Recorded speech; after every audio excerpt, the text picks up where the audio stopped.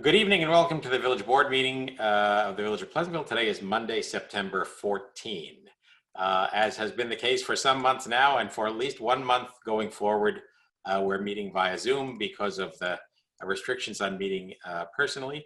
You can always pick up the links for our Zoom meetings at our website, pleasantville-ny.gov.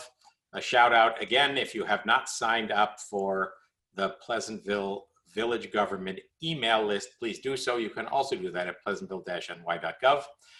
And that, for example, will give you the opportunity, if you so choose, to click on agendas for various boards and commissions, and you get those automatically in your email and can simply click into the Zoom link. But for those of you who don't watch live and want to watch later, you can also pick up the recording of these meetings on PCTV website at pctv76.org. So our next regular meeting is in a little more than 2 weeks, because Monday the 28th is Yom Kippur, so we're meeting on Tuesday the 29th, 7 p.m. work session, 8 p.m. regular meeting. Got that right, Eric? Yeah, actually, and if the election results can be certified, we'll have our organizational meeting as well. Right. So that was the next report, to remind everyone that normally we have village board elections in March. This year, those elections were postponed because of the COVID restrictions, and then they were postponed again. Miraculously, they are happening tomorrow, Tuesday, September 15. In the case of Pleasantville, there are 2 village board seats up. Incumbent trustee Stephen Lord, sitting there in front of a runway in your Zoom picture after 2 terms, is hanging up his spurs and elected not to run.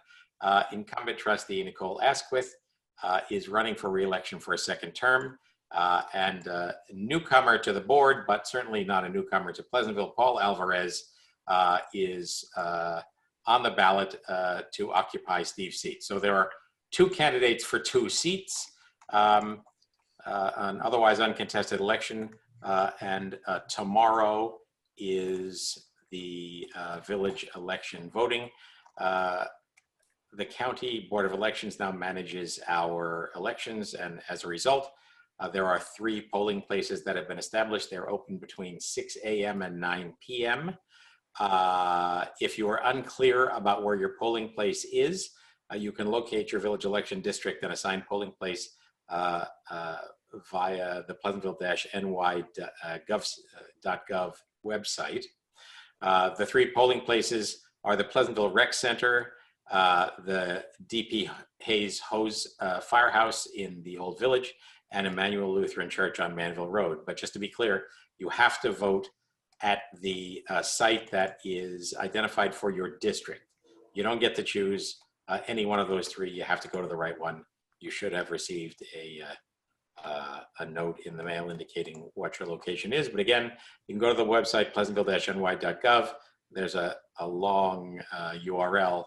Noreen, is that easy to find if you go to pleasantville-ny.gov to find your district? It is. It's by street. Okay. Some of the streets that have an extensive length of address numbers, you do have to be careful to make sure if it's the odd, the even side. But other than that, it's by street. Any questions, they can always go to Village Hall and we'll help them. How do you get to that search function after you get to pleasantville-ny.gov? Is it a link on the front page? Yep. If you go to the announcement itself, within that link, you'll see the link to the attachment and just click right on it. It's also on the Facebook page, and it'll take you right to the polling place document. Okay. All right, thank you for that. So again, Tuesday, September 15th, tomorrow between 6 a.m. and 9 p.m. We anticipate that when the votes are counted, Nicole will be reelected. Steve will be retiring, and Paul will join us. Paul has been joining us at every meeting as a shadow trustee, and we will be delighted to swear him in as a legal member of the board. As Eric mentioned, we normally have an organization night where new members or re-elected members are sworn in, and also a whole slew of appointments to boards, commissions, and standard resolutions. We believe we'll do all that on Tuesday, the 29th. Yes? Right. The only variable there would be whether, for any reason, the election results haven't been certified, but it would be hard to imagine that there will be a crowd at the polls. All right, a few other announcements to make. We're going to be communicating fairly widely very soon the process we're crafting to go through a review of our police department policies and activities with the idea of fulfilling both our goals and the New York State government's goals for a police reform review that would result in a report that we file with the state in April. So we've charted out a sequence of events that are going to include outreach by each member of the board to certain segments of the community. We're also going to encourage folks to provide comments, input of any kind about our policing services via email, and we will be convening a couple of public meetings, likely through Zoom, where there'll be a guided discussion and an opportunity for folks to weigh in whatever way they wish. So I do wonder, perhaps Eric and Arena having suggested this, maybe we set up a folder on the website to start to collect the stuff that's there. And I don't know whether we should set up a specific email for that purpose, but we can talk about that more. So come the 29th, 2 weeks from today, we'll give you some clear guidelines. One of the things we're going to discuss tonight is the schedule for a couple of public meetings that we need to have on several different subjects, one of which is police reform, another of which is the requests that we have received from the Conservation Advisory Committee, as well as from lots of residents, to enact some regulations around leaf blowers. Our COVID numbers have been relatively stable, but in the last week have spiked a bit. We currently have 9 active cases known in the village of Pleasantville.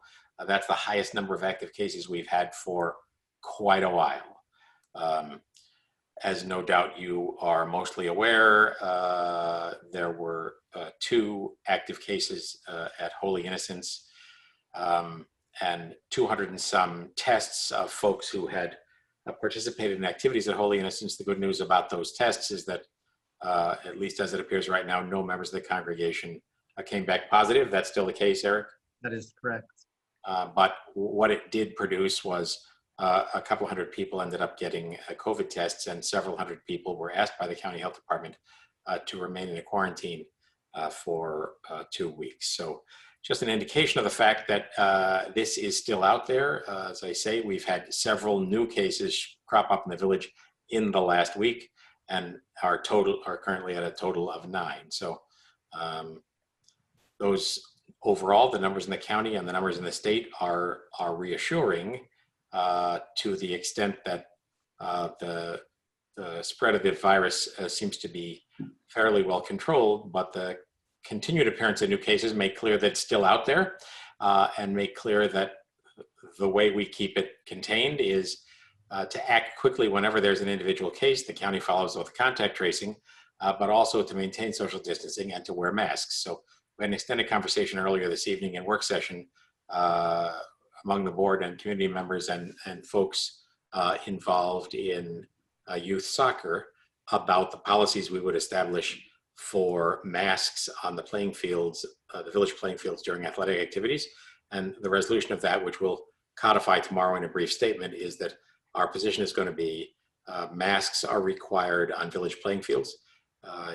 Coaches can offer mask breaks for kids who need to take a mask off for some period of time in a socially distanced way off the field. But if you cannot wear a mask on the field, you cannot be there. So we're going to send that out as a pretty clear policy tomorrow. So our census numbers have crept up. We are happy to see a little improvement every week, but we're coming skidding up to the end of the count. If you haven't responded to the census, please go to census.gov and do it. It's extraordinarily easy. shockingly, you know, Village of Pleasantville is about 75, 76% participation now, and that actually is easily in the top quarter of all Westchester communities, which makes clear how difficult it is to get a reasonable count. Not getting a complete count is a massive, massive, massive money suck for the county, because lots of federal money and representation in Congress are based on the census. So comment to everyone you know that they need to fill out the census if they haven't done so. Farmers Market continues. They're going to continue outside for quite a while, I think. But if you go to the Farmers Market website, you will also find that you can order online.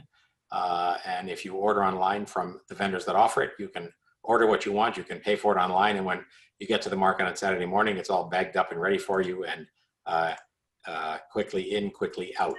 I recommend that everybody take a look at that, because it makes for a more efficient, less crowded market.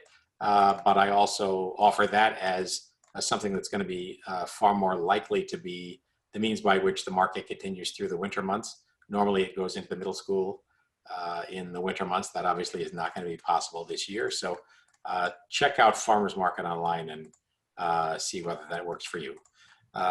We don't have to remind everybody, based on the activities of the last month, that we're in storm season.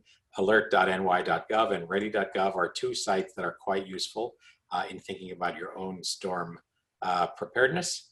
And I think I listed what I was going to say. Anybody else have announcements to make? All right. Is there any, at this point, before we go to our resolutions, any comment from a member of the public on any subject?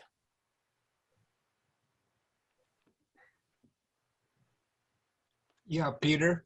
Yes. Tom Rooney. Name and address. I'm sorry, we know who you are. Oh, I'm sorry. Yeah, I keep forgetting. Tom Rooney, 26 Hillview Drive, Pleasantville.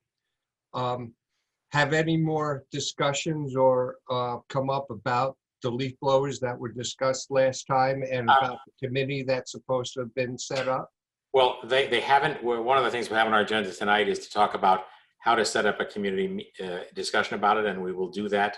We were going to do it, but we ended up talking about masks longer than anticipated. I don't think the intention was to create a committee. The intention was to create a sort of a clearinghouse discussion so people on all sides of the issue could weigh in.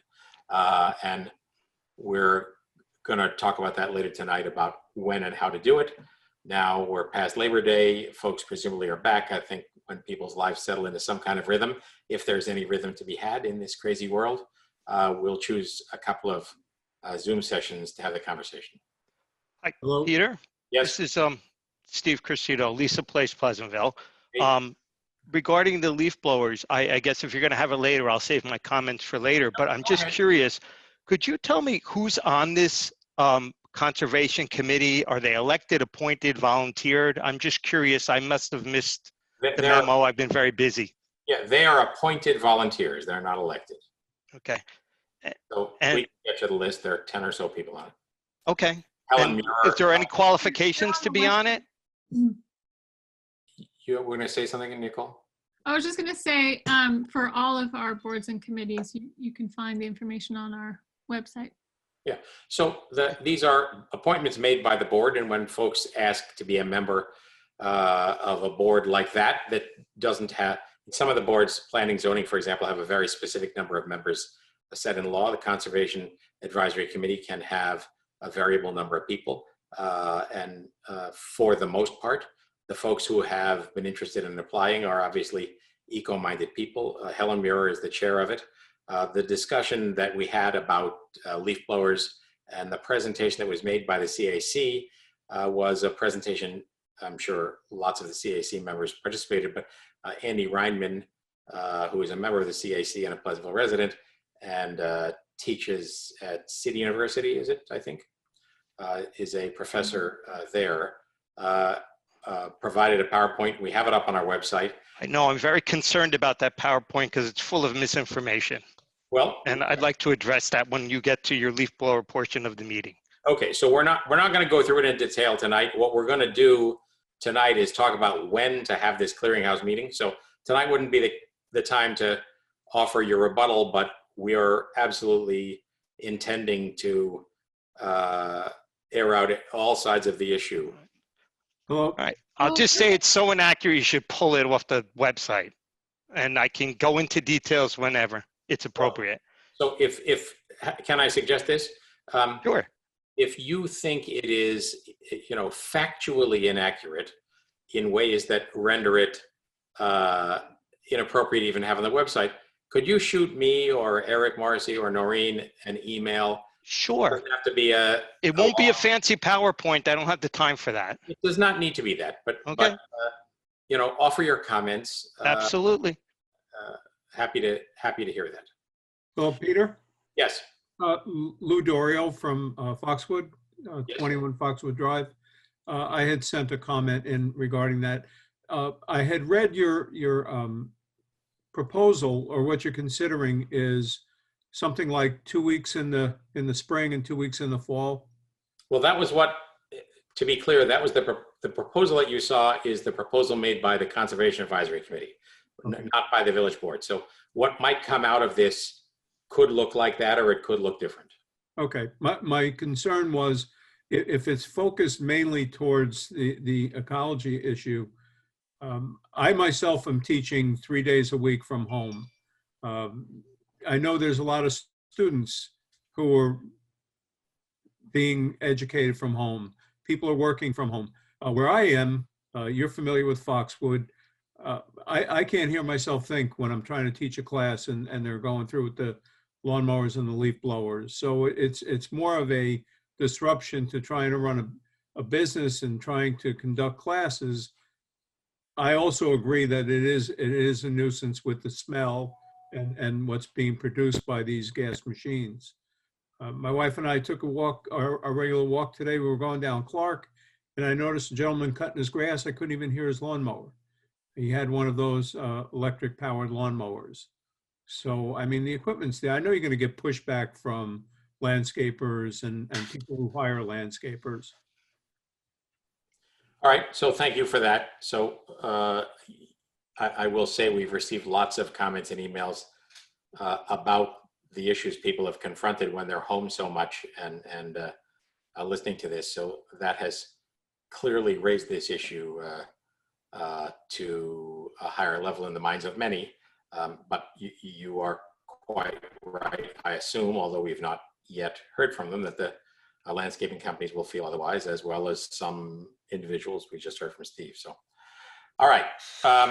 Peter, we should just say that we will publicly notice the meetings when we have an official discussion on this issue. And, if you feel strongly about it, you should plan to, one way or the other, you should plan to attend. Yeah, I mean, in a different world, we'd all gather in some big room. That isn't the world we're living in now, so it's likely to be a Zoom meeting, but I think we should, my take on it, and after a regular meeting, we can talk about the schedule, is to sign up a Zoom meeting and widely telegraph it. That is separate from a regular board meeting, just focused on this, just an informal opportunity. Obviously, we'll set the stage a bit, but an informal opportunity for everybody to weigh in. And same as I just mentioned about the police reform, comments are welcome for sure by email if people find that to be an easier way to do it. So we'll structure that and everybody will have a chance to go. So, all right, any other comments from the public on any subject? All right, with that, we will head to our resolutions. Let me share my screen so folks can follow along if they are so inclined.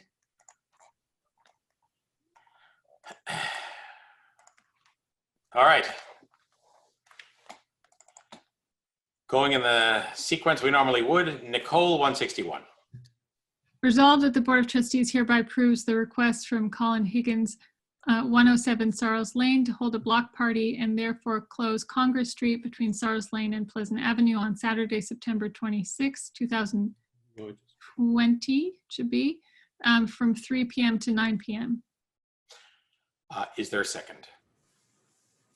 Second. Okay, so Noreen, we just got to fix in the resolution that date 2020. And as you can see, there are attachments to the block party application that details the event, the map, and the event site layout. Comments, questions?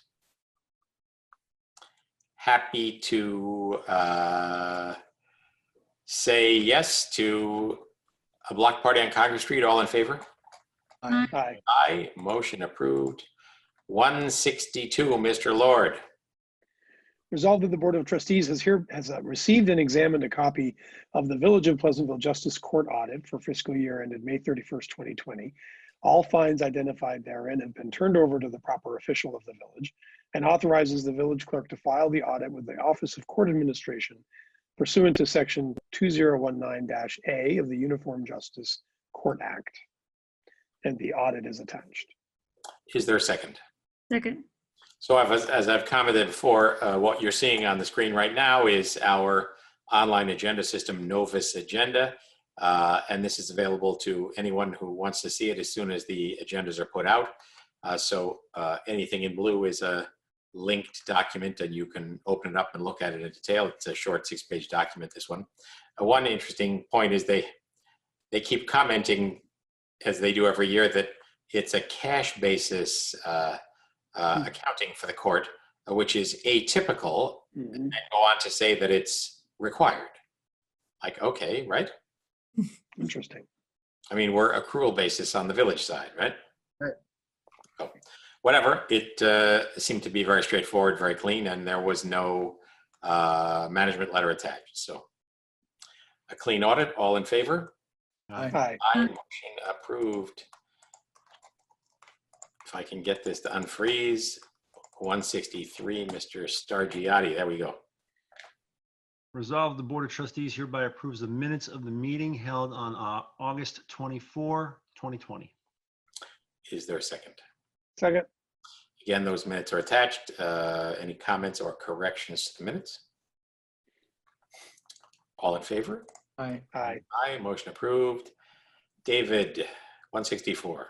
Resolve the Board of Trustees hereby approves the hiring of Richard Williamson as part-time school crossing guard, job code 0141 at the hourly rate of $20.62, effective September 15th, 2020. That's tomorrow. Is there a second? Second. All in favor? Aye. Aye. Aye, motion approved. Welcome, Mr. Williamson. Nicole. Resolved that the Board of Trustees hereby approves the following budget amendments for fiscal year 2021 as listed below. Budget transfers in the general fund in the amount of $10,000 from contingent to Village Hall repair and maintenance.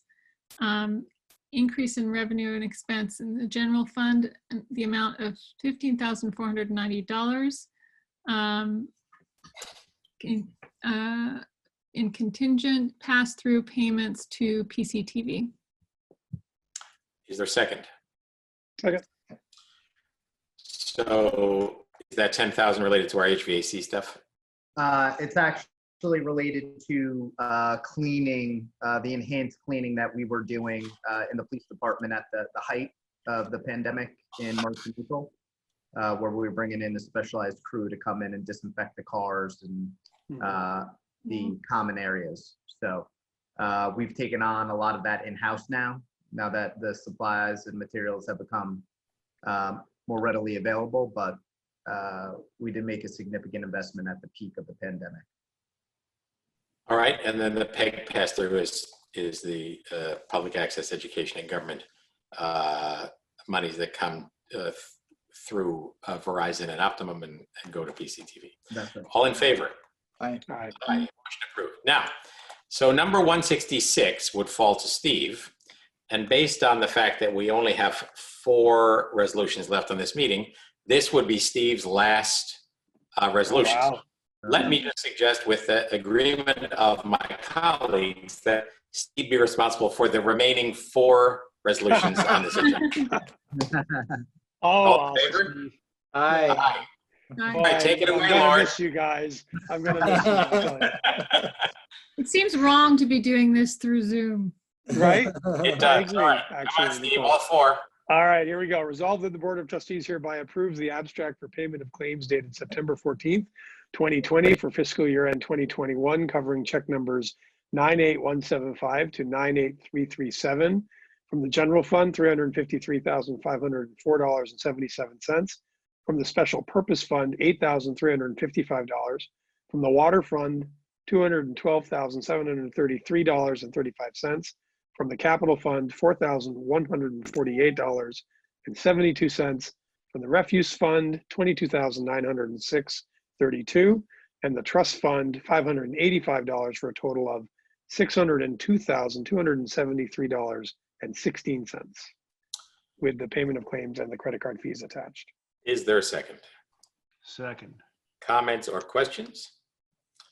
We've all been given the details. All in favor? Aye. Aye. Aye. Motion approved. All right, Mr. Lord, 166. You guys are great. Resolved that the Board of Trustees hereby authorizes the village administrator to sign the supplemental agreement Schedule 1 with New York State Department of Transportation with regards to multimodal number 4 for $50,000 of pedestrian safety improvements, and the supplemental agreement is attached. Is there a second? Second. All right, Eric. All right. Let us know. So this is what's referred to as multimodal funding that was secured by Assemblymember Abenanti. There are two main projects that we're looking to fund, one being enhancing that crosswalk at Hopper Street and Wood and Fire on Marble Avenue. What we envision doing is putting in New York State Department of Transportation approved lighted crosswalk signs. And I don't know if you recall, but last year we took a look at those. Those are the ones with the what I would refer to as police issued strobe lights that are underneath the sign that lights up, and it's push button activated when somebody wants to cross the road. So they're pretty common on state roads out in Long Island and in upstate New York as well. So it would fund the installation of that on a village roadway, and also a device that Jeff Econom, Superintendent of Public Works, has recommended that we install at some of our crosswalks on Bedford Road that would actually monitor pedestrians as they approach a crossing and help it recognize when somebody is there to cross the crosswalk. All right, cool. So two things that are enhancing pedestrian safety. The caveat here is any type of discretionary funding coming from the state now, everybody's a bit uneasy with. So hopefully this was logged early on in the process and won't be impacted by, any of the cuts at the state level. All right, and a shout out to Assemblyman. Can I make a comment on this? Sure. Eric? Yeah. Or anyone? The improvements on the pedestrian walkways and everything, it's, fine, nobody can argue that. But if there's money to be allocated for doing things like that, why can't that money be allocated to fix only declining roads that this village has multitudes of, with potholes that are getting worse and worse each day? I know my street right here, the blacktop on the top coat is off of the road in chunks. You got to send the DOT up here with shovels and wheelbarrows to pick it off the road. I'm not exaggerating with that either. Come look if you think I am. So I know it took multitudes of time and talk and money to finally get Washington Avenue on the books to get paid. But what about all the other streets in town?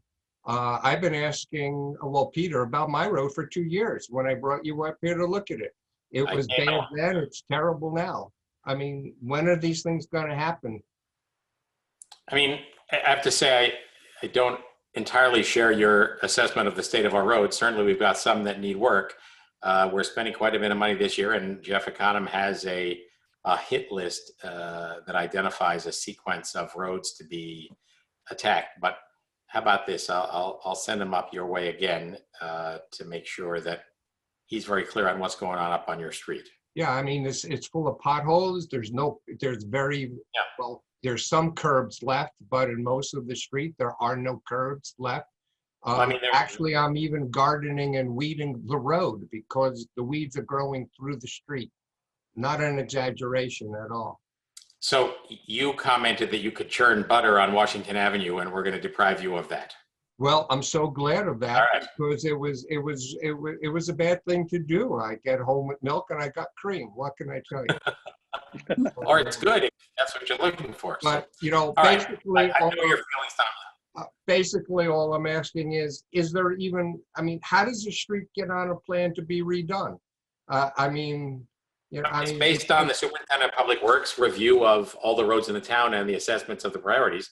I mean, we're certainly not in a position to do everything we might do, but I also think, you know, we're getting to roads before they're in serious trouble. Well, if you look at our road right here as one, and it's not the only one, 10 years ago, a skim coat was put down on this road to buy the road 10 more years of service. And in fact, it worked and it did.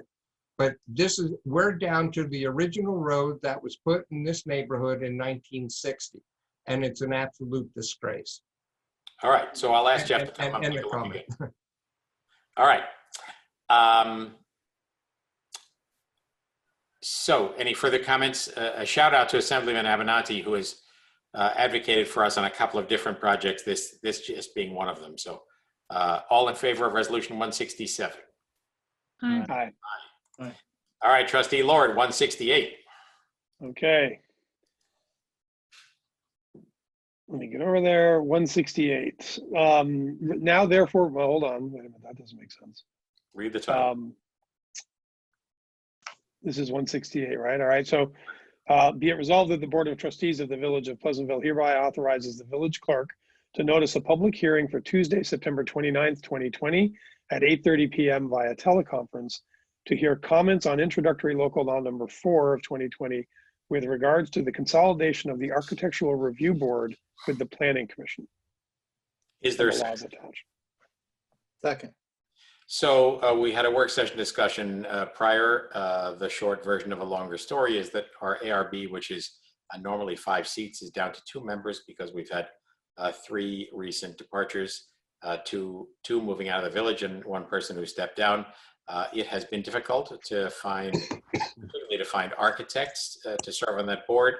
And we are considering, per this public hearing, the notion of consolidating the work of the ARB into the Planning Commission, and are encouraging anyone who have comments of any kind on that subject to come to sign in to Zoom on Tuesday, September 29 at 8:30.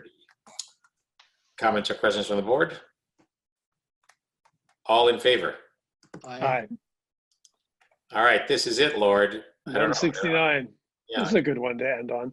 Trying to- Resolved that the Board of Trustees hereby authorizes the village administrator to sign the emergency communications equipment agreement with Westchester County for the purpose of acquiring radio equipment for the Pleasantville Ambulance Corps. I'm glad that's my last resolution. That's Is there a second? Second. Second. We'll call that the Lord. the Lord resolution. Oh, we're I gonna love it. do the one to buy the light plane for observation. That's it. We need, hey, David, I can't, I'm so happy you finally brought that up. Eric, there was a long document attached that mostly says they're providing this equipment and make sure you use it the way it was intended, right? That's right. Yeah, the county changed its procurement policy, so they can't contract directly with non-for-profit organizations. They must contract directly with the municipalities. So, All right. All in favor? Aye. Aye. Aye. Aye. All right. So we'll have more to say in 2 weeks and 1 day on the 29th, but this guy, Steve Lord, has served all of us in the village for the last 6 years and intended to be hanging up his spurs in March. And now 6 months later, here he is, 4 resolutions in a row. He just can't get out of the yoke of responsibility here. So That's it. Actually, I must be relatively unique in the annals of trustees, right? 6.5 years. yeah. I would imagine. I don't know how many have done that. You Yeah, may there we be, go. to my knowledge, you are the only person in my knowledge of the history of Pleasantville to serve a partial 3rd term against his will. There we go. We serve at the pleasure of the president, right? All right, so we're going to step back into work session briefly, but then have a brief executive session on matters of personnel. So can I have a motion to go into executive session on matters of personnel? So moved. Second. Second. All in favor? Aye. Aye. Thank you all of you who have joined us now or earlier in the work session. See you in 2 weeks and 1 day because of the Jewish holiday on the 28th. We are meeting on Tuesday, the 29th. Oh, wait. And What about setting up the rest of the stuff that was in our work session meeting? Are we? we're going to go back to that. We're going back. Oh, to it. sorry. Yeah. And then a shout out to Paul Alvarez, who we hope the next time we meet will be raising his right hand and throwing himself into the service of the village. Thank you, Paul, for stepping up. Thank you, Paul, for being a part of our discussion for the last 6 months, and we look forward to your fruitful contributions for the next 2.5 years. So, thank you all for the opportunity, and a special thanks to Steve. Looking to fill that seat is going to be tough, but I'll try my best. I'm sure you can do it. I'll try my best, and definitely looking forward to working with the rest of the board and really with all the village residents to try to do the best for our community. So I really appreciate this opportunity. Thank you, everyone. well, thank you for Paul. that. And again, Looking forward to it. we have a village election tomorrow, the 15th, an uncontested election, but that said, nobody wins an uncontested election if nobody votes. So Right. check out your election location based on your district and vote tomorrow, the 15th, somewhere between 6 a.m. and 9 p.m. Peter, can I ask one more question about the leaf blowers? Sure. Okay. Well, this may sound a little obnoxious, but I don't know how else to ask it. Am I wasting my time? Because it seems like this is already a done deal in Pleasantville. Well, And that tells me it is. What do you mean? The snicker. I'm No, not I was just laughing. I thought it was a. Well, for example, this thing says that there's no emission control, is not regulated. These things are regulated by the EPA. How can you put something out there like that has lies? They burn all this fuel. Obviously, no one has any knowledge of new equipment that is incredibly efficient. It's ridiculous. You pick one individual tool. I'm waiting for what else you're going to come after in my tools. I mean, it's a small piece. Even according to your own documents, lawnmowers are the biggest problem, and trimmers. You're going to come after my weed whacker next? Did you already see our hammer legislation? Yeah, I'm sure So, that Steve, would be coming too. Steve, here's the story. As you perhaps recall, there was an extended discussion about leaf blowers some years back. As many communities had established various kinds of regulations of various kinds.